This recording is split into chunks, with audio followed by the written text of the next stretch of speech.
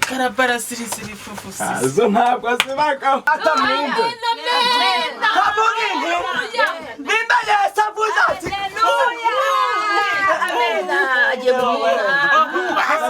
Apasira kirikara papa.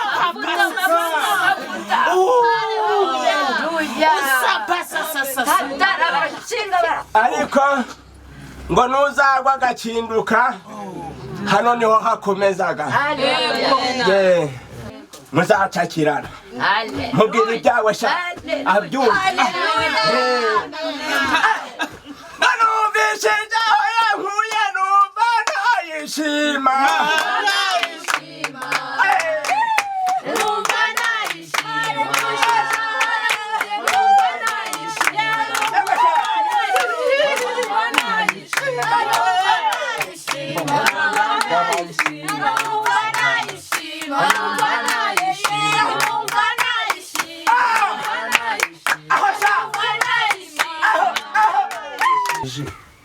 Urabona narindi hano ndi kubyina mvuga indimi za ndimi 90 nkajya numva muri rurazamutse wazamuka nkahita mbonamo hano umuntu ufite ibibazo byinshi cyane.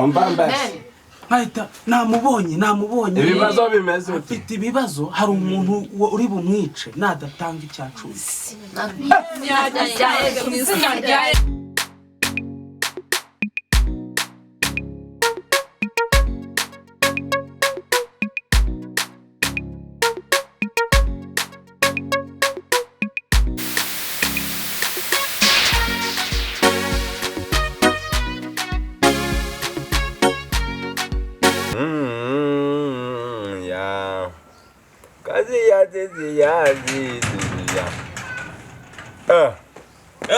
Bijya komera mwa umeze bite? Tangaza ikive waramutse utese ndahangaho ndakomanganya amenyo. Mwese mwasha ntabwo waronze hafi ndi kwitsamura amenyo umeze. Erega kubera ko nyine twagabye amashami tutakije umujogo umwe mbaganze ngo wenda aho wabirigitiye waronze. Warantereranye ubu njerekejo rero umva nkubwire se. Rekejo nje muri gwa murenge hari urenze ku ntuzu ziko abanyacaro bene. Ubwo kwakundi tubigenzaga. Bwa buryo wampuguyemo ngo jurapfunyika igipfunyika.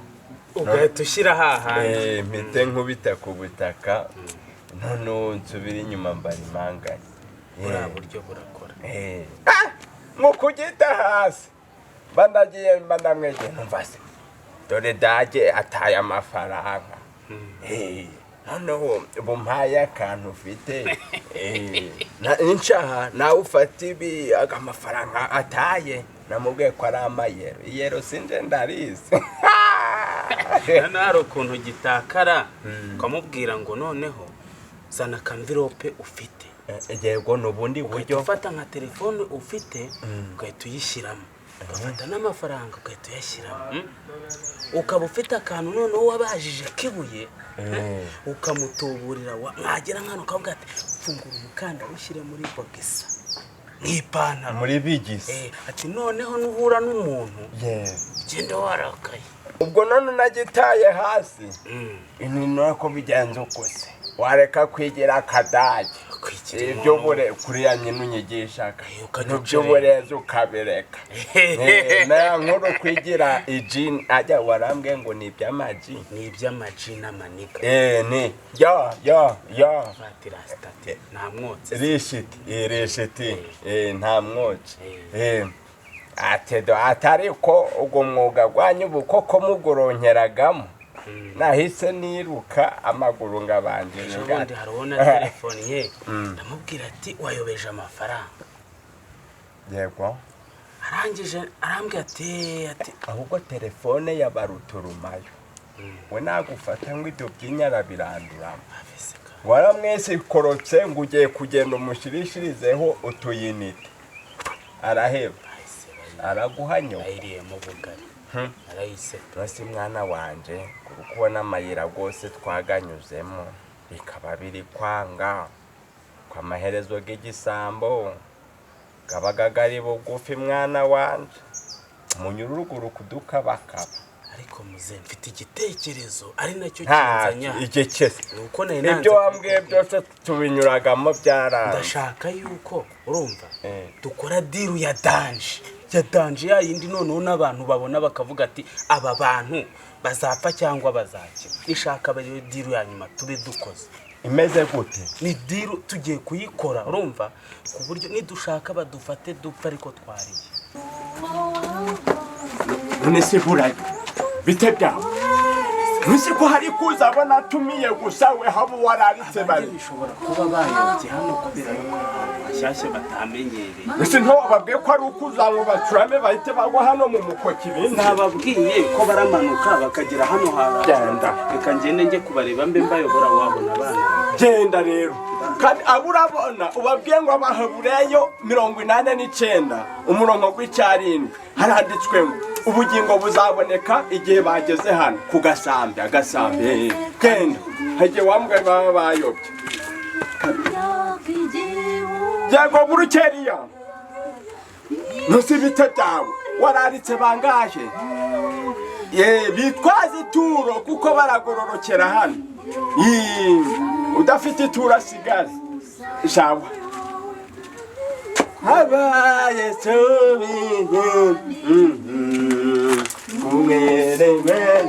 karibu yego yesaguha umugisha ukigera aha yego nari nzi ko utarahamenya yego kane gatatu karindwi yego karibu bakozi b'Imana yego yego shughulika abandi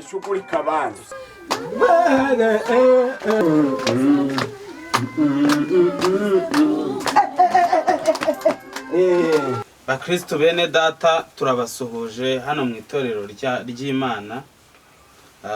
Uyu ni umwanya mwiza wo kwegerana n'Imana tukavuga ibitangaza byayo tukavuga gukomera tukavuga imbaraga zayo. Amen. Ubu muri aka kanya icyo tubanza ni isengesho ryarindi ribohora umutima rikawushwanyuza rikirukana ibintu bibi rikarana. Ndashaka yuko rero ukozi w'Imana uhaguruka dusengero dushyira imbere y'Imana. ngo wayobye curama hasi mu mukoki mu nkingo mutuze imitima dusenge. Bana yera mana nkuru turagushimye turi imbere yawe papa ari mwiza tuje imbere yawe n'umutima duciye bugufi kugira ngo tubone neza papa. Reba iyi minsi ishize mburara nukuri mana mfite inzara hari icyo wakora ukabasha ukangaburira nukuri papa ari mwiza mana imbere yacu. Nose kwa ngaha hari kwiyizira bahanya gusa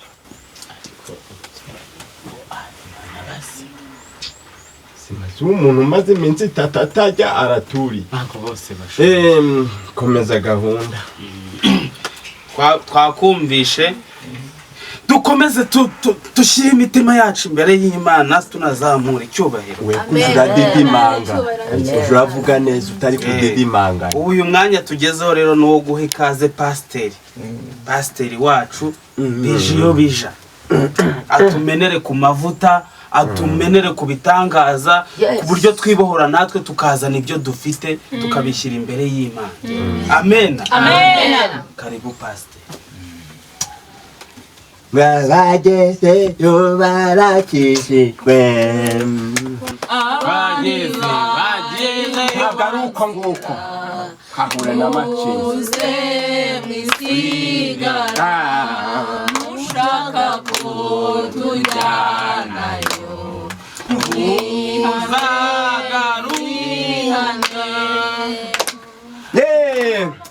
Amina. Amen. Amina. Amina. Amen. Amen. Amen. Amina. Amen. Amen. Amen.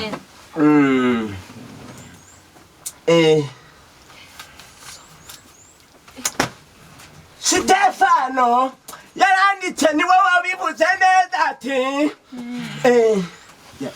yavuze ngo yaravuze ngo uzapfa azazuka. Gupfa ngo n'inzara ntibihura. nabi noneho mukecuru ngihaguruka mbonye ugiye kugwengera niyo mpamvu nagaburiyeri yaravuze ati abashonje bazajya Amen. Birashoboka ko waba umaze iminsi ngaho utajya. Yewe uri mu mupfumu wapfa. Ariko birashoboka ko aka kaba ariko kanya. Haleluya. Ujura yitera nkubwiye ngo yitere. Shinga iki? Iriba. Ingando. Yego? Tugakizwa. Tukizwa. Mugabo wawe azakizwa. Amen. Nyoka zazuka. Ariko sibura yazuka.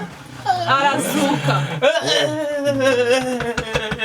Karabara siri fufu. Azo ntabwo zibagaho. Atamwumve. Kavuga inti. Nimba Yesu avuze ati. Amen. Apasira kirikara pa.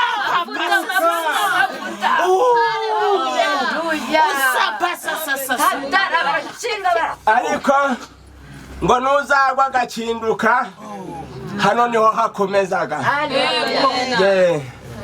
Ibindi ni ibikinda babwira. Haleluya. Amen. Babwire yuko dukeneye n'amafaranga. Amen. Tukamuna amafaranga. Ikitu nuko areka baje nabo barataganga. Ndavuga nti rero Yesu azaza namara kuza muzacakirana mubwira ibyawe sha abyumva. Nanumvise ibyawe yankuye numva nayishima.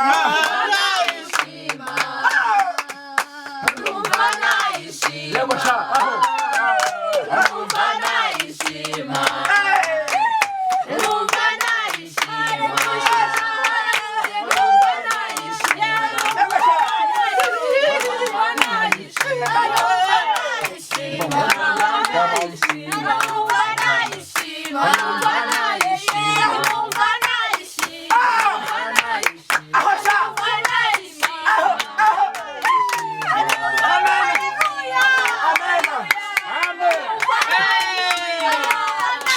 musoreza aho ngaho. Amen. Haleluya. Ziba nimba umuntu uyoboye agize gutyo menya nga ukwiye guhita uziba. Ntabyo kongera kubwejagura. Rero tugeze mu mwanya mwiza. Nikize urabona narindi hano ndi kubyina mvuga indimi zandimi 90 nkajya numva muri rurazamutse wazamuka ngahita mbonamo hano umuntu ufite ibibazo byinshi cyane. Nkahita namubonye ibibazo bimeze ufite ibibazo hari umuntu uri bumwice nadatanga icyacu.